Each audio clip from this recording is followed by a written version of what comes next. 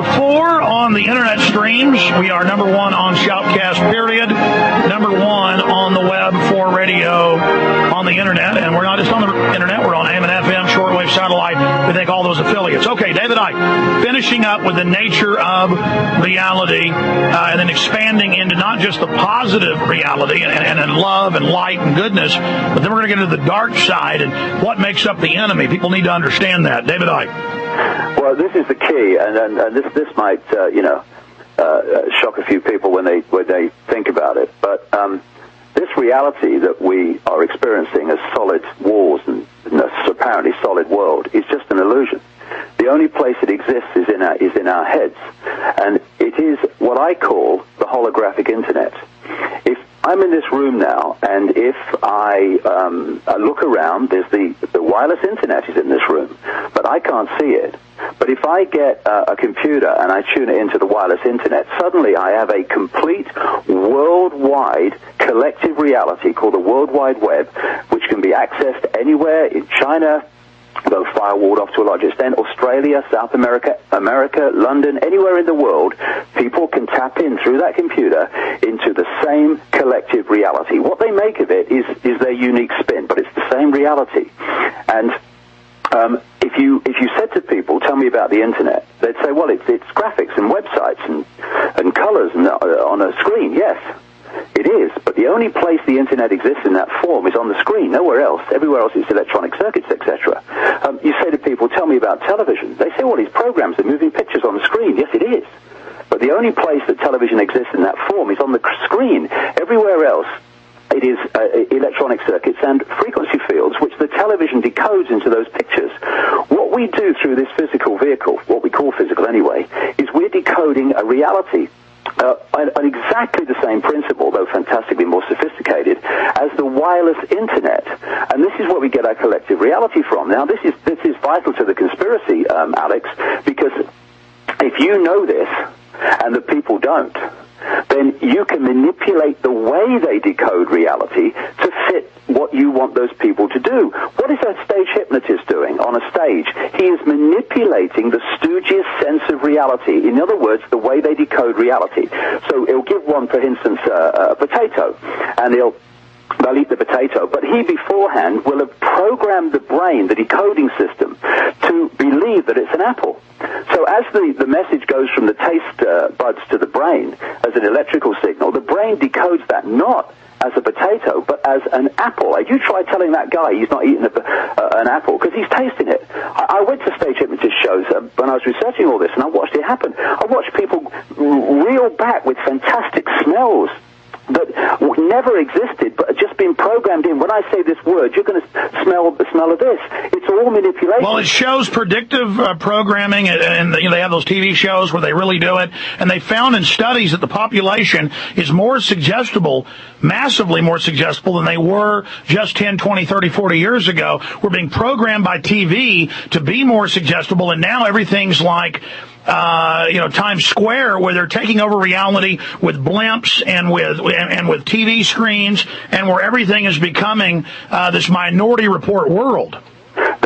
And because they know that this information I'm talking about now, they understand this at the shadow people level, and they are programming, just like hypnotists, and they are hypnotists, they're programming the decoding system of the brain to decode reality, this wireless internet, this holographic cosmic internet, if you like, we call the physical world, to decode it in a way that suits them in terms of limitation, in terms and that's what we are. We're all these individual biomechanical machines marching around on the surface of a giant planetoid covered by oceans and a thin ribbon of atmosphere, who are all individually experiencing just a very narrow band of reality, and then they're even trying to program that narrow band and use our social conditioning to keep us in very small parameters, David, correct? They're trying to isolate us in the body consciousness vehicle, which has an ability to think for itself. It's not just like an ordinary computer.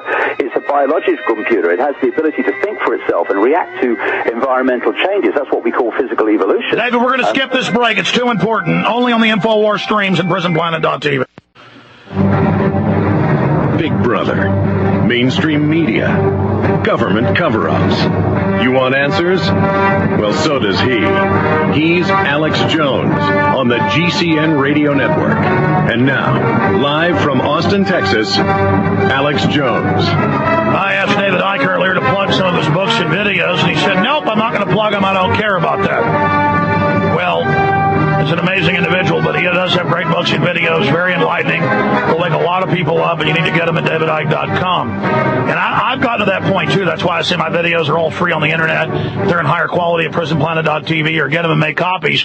But at the same time, you need to support people like David Icke and myself, because then we can have more people, do more, take more action. I'm running more of a news organization, so my needs are greater. So that keeps me back on the straight and narrow of just trying to fund this operation.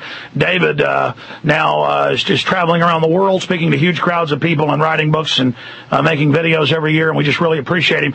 David, I was asking you the question for the InfoWars Internet audience. Now we're back on the main audience about the map makers of the mind. It's also dangerous if we unlock minds, or people unlock their own minds by us pointing out that they're locked. And then the New World Order has set up lots of spiritual traps, or lots of, you wouldn't even call it spiritual, coding traps is what I would call them, of false rabbit trails, which are meant to suck people into very dangerous cults, very dangerous Eastern organizations, all sorts of New World Order stuff, because the New World Order knows this, they're into it, so they've made it all very dark, and they capture people that break up through the control matrix, and they're swimming up, and the New World Order captures them in... I'm on TV right now. I'm showing people, here's the mass control consciousness that believes the Federal Reserve is federal and the government loves you and everything's fine and melamine, plastic's good for your kidneys and poison's good for you. They're down here, but more and more are breaking through, swimming up. So the New World Order's created lots of false solutions and lots of, it's very sophisticated. And then they infest the consciousness crowd, and knowing that people are going to escape, they're there to capture them. How do people protect themselves from that? Well, this is the bottom line of what they're doing, Alex.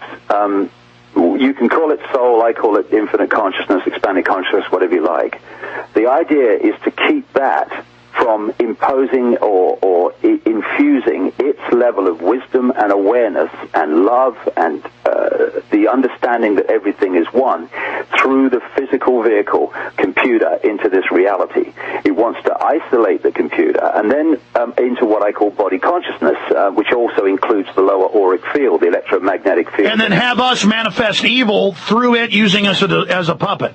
Yeah, the thing is that once you disconnect from, if you like, higher levels of awareness, and you become encased in body consciousness, you're looking outside of yourself for information to get a fix on life, yourself, the nature of reality. And what comes back, what you learn at school, what you learn through the media, what you learn from bankers and politicians and all the rest of it. In other words, what they're doing is isolating the computer from our consciousness, what you would call soul, and then programming the computer with the reality that suits the agenda. Now, as people awaken, there are what I've called in my books endless cul-de-sacs, which are being set up, little mousetraps, to take people away from the full magnitude of expressing the full power and awareness of who they are into things like the New Age and into other things where they can be, if you like, put in a cul-de-sac. I've called the New Age in my books the last cul-de-sac before the gold mine, because it takes people away from understanding that they are the power, and again, it hands power to other people, some guru or some New Age guy or whatever, just as the religions in all their forms are about the people handing their power and their belief systems over to others. We are consciousness. We are infinite consciousness. We're all expressions of the same consciousness. That's why the fighting between us is so idiotic and stupid and ridiculous, but that's what happens when you lose that understanding of unity and you see everything in apartness because you're caught in the body computer.